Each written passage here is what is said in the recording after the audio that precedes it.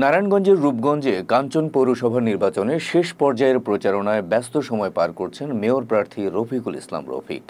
গণসংযোগে তিনি তার jug marker leaflet বিতরণ এবং ভোটারদের সঙ্গে কুশল বিনিময় করেন। 22 জুন শনিবার পৌরসভার 9 নং ও 7 নং ওয়ার্ডের বিভিন্ন পাড়া মহল্লায় হাট বাজারে গিয়ে তিনি এ প্রচারণা চালান। এ সময় তিনি জগ মার্কায় ভোট দিতে ভোটারদের প্রতি আহ্বান জানান। এ সময় মেয়র প্রার্থী রফিকুল ইসলাম কাঞ্চন পৌরসভার নির্বাচনে বহিরাগতদের আনাগোনা বেশি দেখা যাচ্ছে বলে অভিযোগ করেন। এছাড়া বহিরাগতরা কাঞ্চন পৌরসভার ভোটারদের বিভিন্নভাবে ভয়ভীতি ও হুমকি দিচ্ছে বলেও জানান তিনি।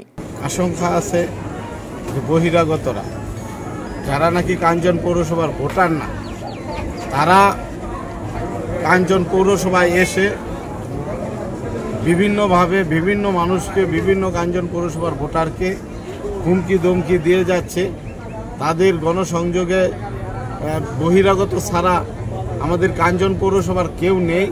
তার জন্য তাদের দলে ভিড়ানোর জন্য অস্ত্রবাজ সন্ত্রাসী দিয়ে আমাদের কাঞ্চন পৌরসভার সাধারণ মানুষকে হুমকি দমকি দিচ্ছে। আমরা যখন তার কাছে ওনার কাছে সাহায্যের জন্য যাই, যেমন একটা আমার মেয়ে বিয়ে যে আমরা সাহায্য আমরা পাই, বা আমরা আজকে আমরা একটা মৃত্যু ঘটনা করছে, আমরা স্বাস্থ্যর প্রয়োজন, টাকার প্রয়োজন করছে, মামা আমগো বা মেয়রসাহেব আমগো প্রয়োজন, তখনই আমরা পাই। রাত নাই দিন নাই, যখন আমরা স্মরণ করি ওনারে তখনই আমরা ওনারা পাই। আমাদের দিকে রাস্তা করছে, ড্রেন করছে, সব কিছু করছে। আমরা গরিব দুঃখী মানুষের পাশে তানি যাত্রায় পড়ছে। আমরা সবসময় তানিরে চাই, আমরা পাইছি এবং পাইতে চাই।